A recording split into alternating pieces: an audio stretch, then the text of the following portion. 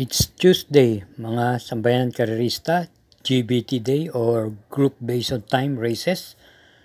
Ngayon po ay June 18, 2024, Tuesday. At meron ditong mga 7 pangarera na inihanda ang Metroturf. Ito po ay magsisimula ng alas 5 ng hapon. 4 na mga kalahok, simula race 1 hanggang race 4 at pagdating sa race 5, 6, 7 ay 6 kalahok ang magsisitakbo. At nung last Sunday, nasaksihan po natin ang naging kapanapanabik na resulta ng second leg ng Triple Crown kung saan naigpo sa pamagitan ng photo finish ang kabayong Biabel.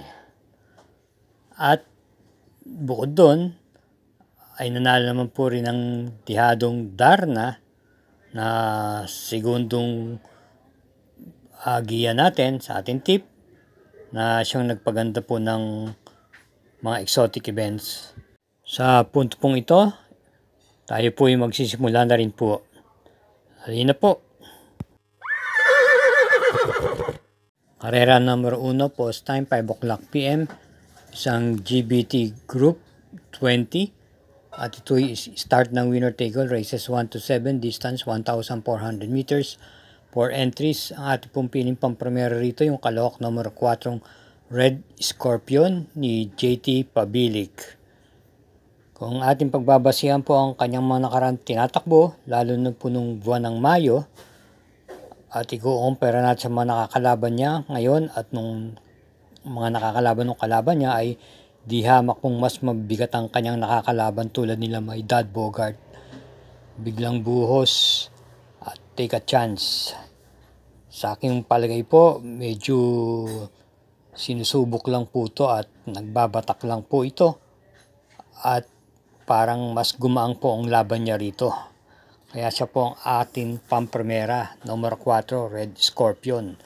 At bilang panigundo naman natin yung number 2, Skywolf na maganda rin po ang tinatakbo. Ito po ay dumating po ng tersera pwesto noong June 4 kay Good Reason at cambio din na po from A.R. Ramos to C.P. Enson. Kaya dito sa karera numero 1, pampremera numero 4 Red Scorpion at panigundoy numero 2 Skywolf. Karera numero 2, post time is 5:35 PM, group based on time, group 16. Start ng peak 6, races 2 to 7, distance 1,400 meters, 4 entries. At pumpili yung kalahok number 3, Professor Jones na pwedeng isabay sa unahan at pwedeng isunod-sunod lamang, rerenda ni JB Hernandez, gamay niya po ito. Ito po ay dumating ng tersera pwesto nung nakarang huling laban niya nung May 21 kay Don Pedro at Sinag. At ang ating panigunda rito yung numero 2, Axis Deviation na sigurado siya po ang mauna rito. Renda naman po ni JT Sarate. At may naitalang panalo nung May 28 kung saan tinalo niya po si Manshi at the Alpha Male. Kaya pa sa karera numero 2, pampremera numero 3, Professor Jones, panigunda numero 2, Axis Deviation. Karera numero 3, may distansyang 1,400 meters. Post time is 6:10 PM. At ito'y may 4 na kalahok, another GBT Group 16, start ng peak 5, races 3 to 7.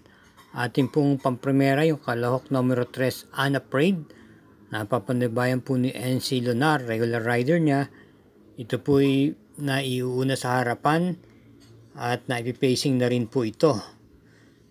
Ito po'y dumating lamang po ito ng segunda pwesto noong May 28 kay Don Damiano. At bilang panigunda po natin yung numero 1 Quincy na papanabayan po muli JT Pabilik. Ito po ay may angkin tuling at naturuan na rin po itong isunod-sunod. Nanalo po ito noong June 5 kung saan tinalo niya po si Lord Luis at Baling Rikit. Kaya para dito sa karera numero 3, pampremera numero 3 Unafraid, panigundo numero 1 Quincy. Karera numero 4, start po ng peak 4, races 4 to 7, another GPT Group 20. At ito po yung may distansyang 1,400 meters. Meron po tayong 4 na kalahok dito at ang post time po nito is 6 6:45 p.m. Ating pong pampremera rito yung kalahok numero 3, Sayaw Kikay. Ito po yung muling renda ni J.A. Guse, may angkin bilis. Ito po yung dumating lang po ng quinto pwesto na nakarang pinakuling laban niya noong May 24, kabayang nanalong Rinabel. Bukod doon, ito po yung may takbo din po sa buwan ng Mayo kung saan ito po ay na-kwarto pwesto po to. At bilang panigunda po natin dito yung kalahok number 4, Street Queen, na papanubayan ni po ni JPA Guse. Ito naman po ay nasigunda noong June 4 kay Good Reason. May angkin din naman po tuling. Kaya baka sila na rin po ang magkapanabayan sa unahan, material na lang po ang matibay. Kaya para rito sa karera numero 4, pampremera, numero 3, Sayaw Kikay, panigundo, numero 4, Street Queen.